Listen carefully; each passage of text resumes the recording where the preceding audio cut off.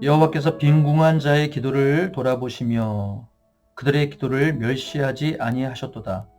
이 일이 장래 세대를 위하여 기록되리니 창조함을 받을 백성이 여호와를 찬양하리로다. 여호와께서 그의 높은 성소에서 굽어보시며 하늘에서 땅을 살펴보셨으니 이는 갇힌 자의 탄식을 들으시며 죽이기로 정한 자를 해방하사 여호와의 이름을 시온에서 그 영예를 예루살렘에서 선포하게 하려 하심이라. 아멘. 할렐루야. 오늘도 주님과 동행하며 승리하는 하루가 되시길 바랍니다. 나를 변화시키는 기도라는 제목으로 말씀 묵상 나누겠습니다. 오늘 같이 읽은 시편 102편은 고난 가운데 부르짖는 탄원시입니다. 어제도 시편 102편을 살펴보았죠. 어제 본문을 보면 시인이 처한 상황이 매우 심각한 고통 중에 있음을 알 수 있습니다. 그것이 몸의 질병으로 인한 개인적인 고통일 수도 있고요. 혹은 가정이나 또 민족, 나라가 처한 공동체적인 환난일 수도 있습니다. 성경학자들은 시편 102편이 바벨론 포로기의 그 이스라엘의 민족적인 아픔을 토해내는 시라고도 해석하고 있죠. 아무튼 지금 시인은 깊은 절망 가운데서 하나님께 자신의 비참한 상황을 호소하며 부르짖고 있습니다. 어제 내용 중에 한 부분만 보면요. 102편 9절로 11절에 보면 이렇게 되어 있죠. 나는 죄를 양식같이 먹으며 나는 눈물 섞인 물을 마셨나이다. 주의 분노와 진노로 말미암음이라. 주께서 나를 들어서 던지셨나이다. 내 날이 기울어지는 그림자 같고 내가 풀에 시들어진 같으니이다. 참 우울한 고백이죠. 시인이 얼마나 심각한 고통 중에 있는지를 알 수 있는 대목입니다. 그에 이어지는 오늘 본문을 보면요. 상황이 크게 달라지지는 않은 것 같습니다. 시인이 겪는 심각한 문제가 해결된 것도 아니고 또 외적인 상황이 크게 바뀐 것도 사실은 없어 보입니다. 그런데요, 한 가지 달라진 것이 있습니다. 절망적이기만 하던 시인의 고백, 방금 읽었잖아요. 그 고백이 아주 확연히 달라졌습니다. 앞서 절망과 아쉬움이 가득했던 탄식이 오히려 희망의 선언으로 바뀌었다는 겁니다. 하나님의 변함없으신 사랑과 돌보심에 대한 확신에 찬 고백이 오늘 본문에 이어지고 있죠. 그 중에 맨 마지막 부분만 읽으면요. 27절, 28절을 읽으면요. 주는 한결같으시고 주의 연대는 무궁하리이다. 주의 종들의 자손은 항상 안전히 거주하고 그의 후손은 주 앞에 굳게 서리이다 하였도다. 앞의 내용과 완전히 다른 그런 분위기입니다. 여러분, 어떻게 이렇게 앞과 뒤의 내용이 상반될 수 있을까요? 절망 가운데 탄식하던 사람이 어떻게 이렇게 희망과 확신에 차서 하나님을 찬양할 수 있을까요? 그 변화의 원동력은 무엇이었을까요? 그건 다른 것이 아니라 바로 기도였습니다. 하나님께 기도하면 하나님이 반드시 응답하실 것이라는 믿음이 있었기 때문에 그의 절망은 희망으로 바뀌게 되었죠. 17절에 이렇게 말씀하고 있습니다.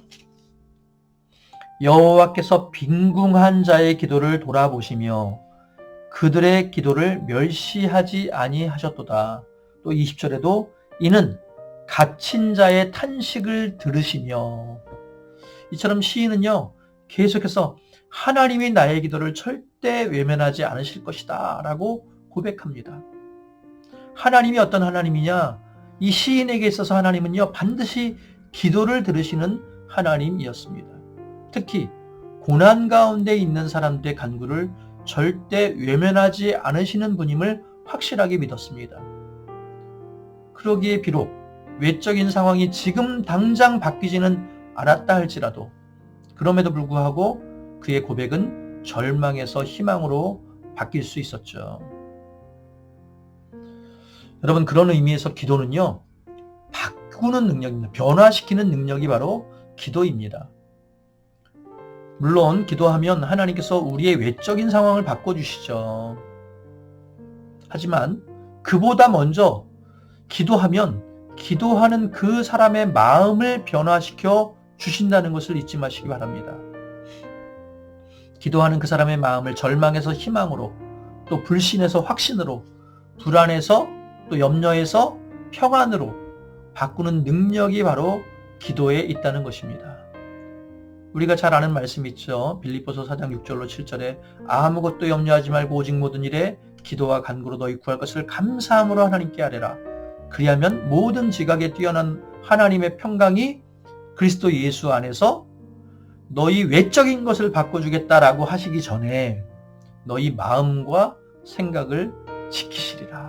우리 내면을 바꿔주신다는 것이죠. 염려와 불안 가운데 기도할 때 하나님은 먼저 우리의 마음과 생각을 붙드십니다. 나를 먼저 변화시키십니다. 어떤 환난 가운데도 또 어려움 가운데도 흔들리지 않고 넉넉히 이길 수 있는 담대함과 또 믿음을 우리에게 허락하시고 그럴 수 있도록 도우시겠다라는 약속을 하십니다. 우리는 기도할 때 늘 우리의 외부를 바꿔달라고, 외적인 상황을 바꿔달라고 기도하죠. 혹은 다른 사람을 바꿔달라고 기도합니다. 물론 그 기도는 너무나 중요합니다. 그 기도를 계속해야 합니다.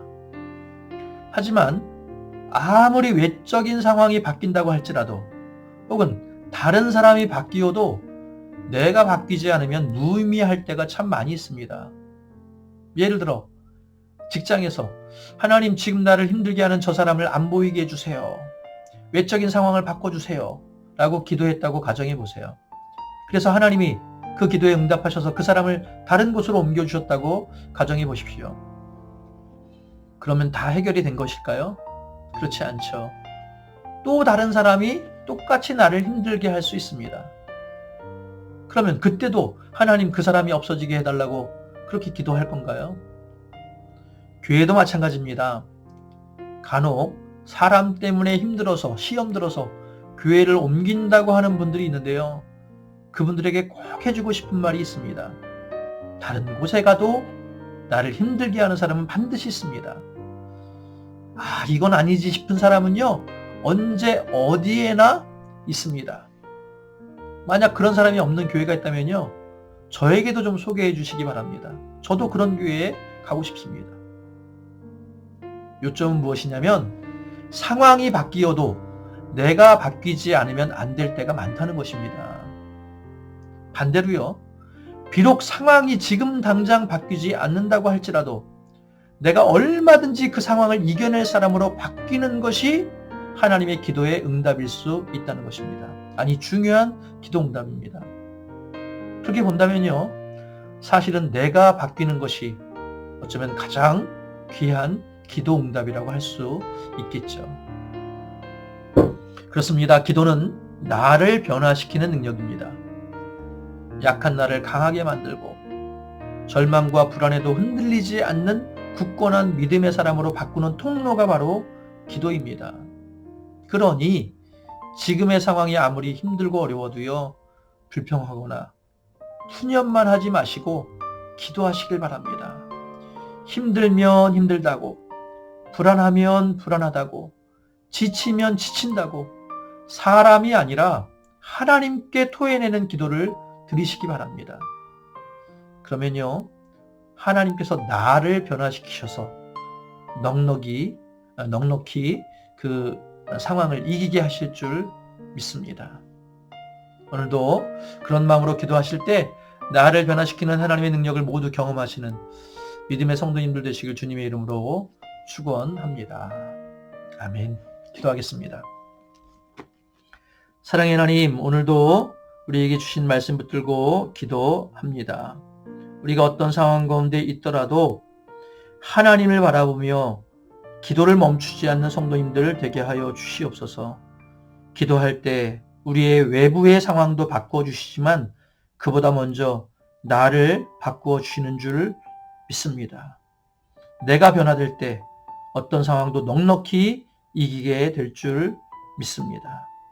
그런 귀한 기도의 응답을 경험하는 모든 성도님들 되게 하실 줄 믿고 오늘 하루 여러 가지 문제와 어려움 가운데도 주님의 동행하심을 경험하고 기도의 응답을 경험하는 성도님들 되게 하실 줄 믿으며 예수님의 이름으로 기도드립니다. 아멘.